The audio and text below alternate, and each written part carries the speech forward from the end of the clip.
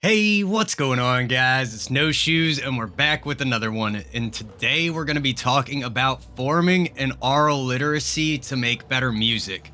And when I say aural, just for sake of clarity, I can hear the jokes already. We spell that A-U-R-A-L. It essentially describes hearing.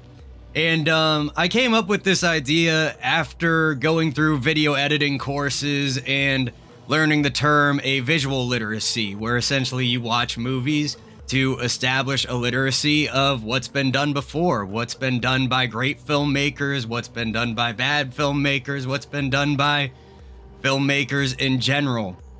And the same thing applies to music, especially if you're looking to start producing, looking to start writing, looking to start mixing, mastering, whatever it is you're doing.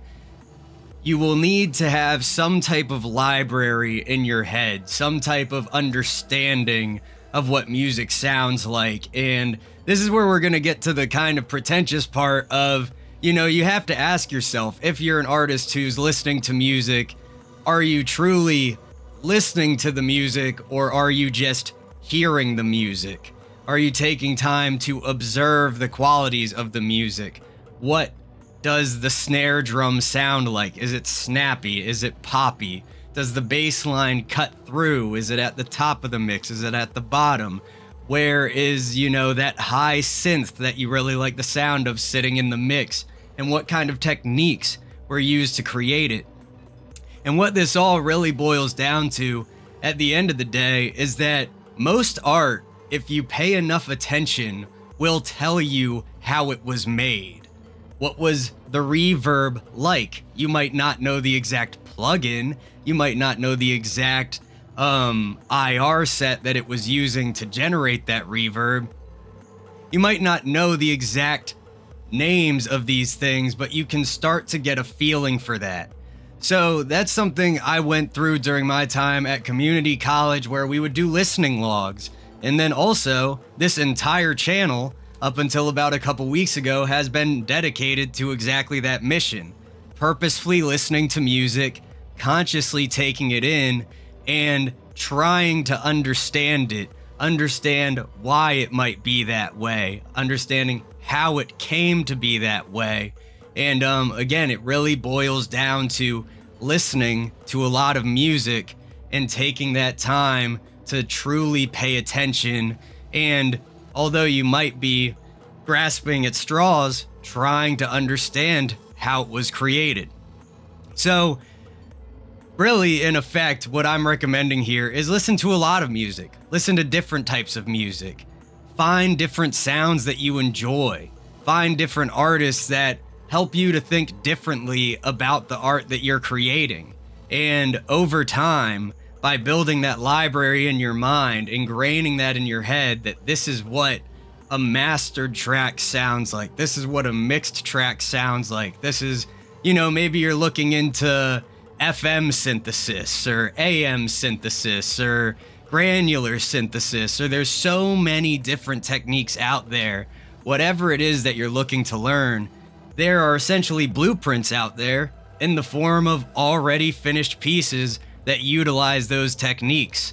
And then over time, one, you'll get ideas from listening to these songs, but two, just having that context will inevitably make your music better. Because it's funny, man, there are some of my friends that they make fantastic music. They're fantastic singers, fantastic guitar players, and we take similar classes, and they'll come to me sometimes asking me, like, how did you get that snare to sound like that? Or how did you get that kick to sound like that? Or what did you do in your mix that I didn't do, and where am I falling short? And at the end of the day, a lot of it, one, comes down to what flavor you want, but two, being able to trust yourself to know that you know what music sounds like. And once you have that trust in yourself, it will become infinitely more easy to put your own tracks together. This really applies, especially in the mixing realm. And I'm getting a little bit lost here in the weeds, but that's the ultimate crux of where I'm going with this, is listen to music. pay attention, try to understand it. Even if you don't, even if you fail, just keep listening, keep trying. Your ear will understand what's happening even if you can't quite articulate it yet. So, in your time, find new artists, listen to albums, find stuff that challenges you. Stop thinking about music in terms of I like this and thinking about it in terms of what is this doing? Why is it doing that? And how is it doing that? And I think you'll find a great shift in your perspective.